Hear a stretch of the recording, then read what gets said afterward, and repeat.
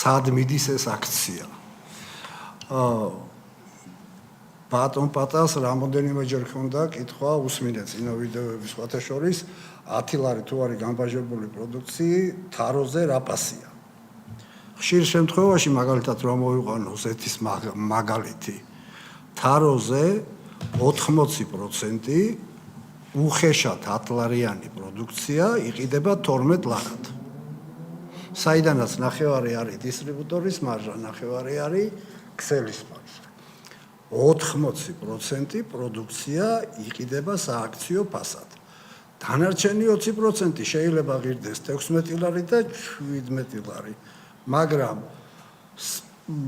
როგორ გითხრათ, თუ აქცია არ არის, პროდუქტი არ იყიდება. ანუ თქვენ ამბობთ, რომ აქციები ისეთი სიხშირით იმართება, რომ 80% იყიდება? კი, არის კატეგორიები, რომ 80% იყიდება აქციებში, 90%-იც იყიდება აქციებში. გააჩნია კატეგორია. ეს პირველადი მოხმარების პროდუქტებზე საუბრობთ? მარგარინი, კეჩუპი, არა, უყურეთ, დავაზუსტებ ჩემს კითხვას.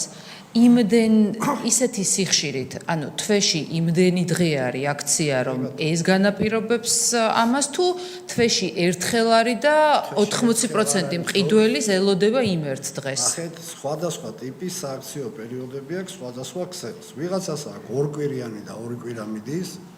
ვიღაცამ შეიძლება ამ ორ კვირიანს დაამატოს შოკ აქცია და 2 დღე გააკეთოს. მერე სხვა ქსელი ჩართავს, მერე მუდმივი პროცესია. ჩათვალეთ 365 დღე ეს პროცესი არ ჩერდება. ანუ ჩემს კითხვას აქვს თავისი მიზანი.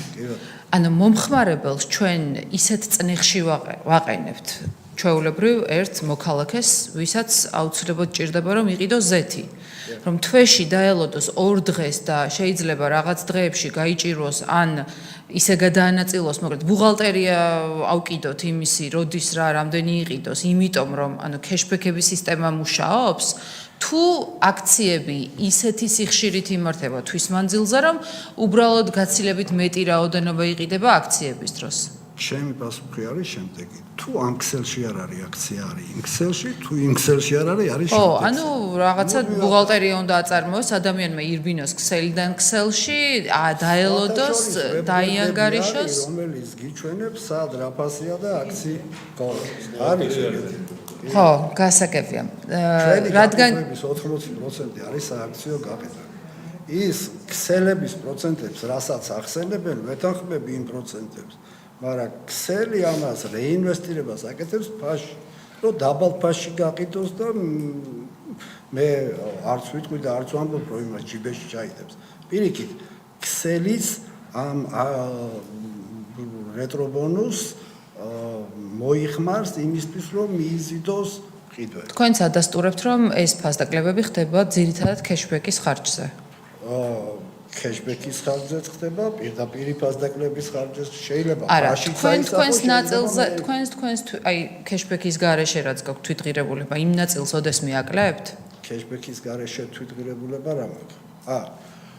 ანუ თქვენ ხო გაქვთ თქვენი თვითღირებულება ქეშბექის გარეშე რა თანხადაც შეიტანდით მაღაზია Excel-ში? მე რო ვიცახი 35% ან 40% ან 30%, აქ ყველაფერი შედის ფასდაკლებას და ქეშბექიც. ხო, უყურეთ. ანუ ქეშბექი რომ არ გქონდეთ, თქვენ ხომ X თანხად შეიტანდეთ Excel-ში თქვენს პროდუქციას? ქეშბექი რომ არ გქონდეს, მე შევიტანდი, კი ბატონო, X თანხად. ქეშბექის პირობებში ხომ შეგაქვთ X + ქეშბექი? კი ბატონო.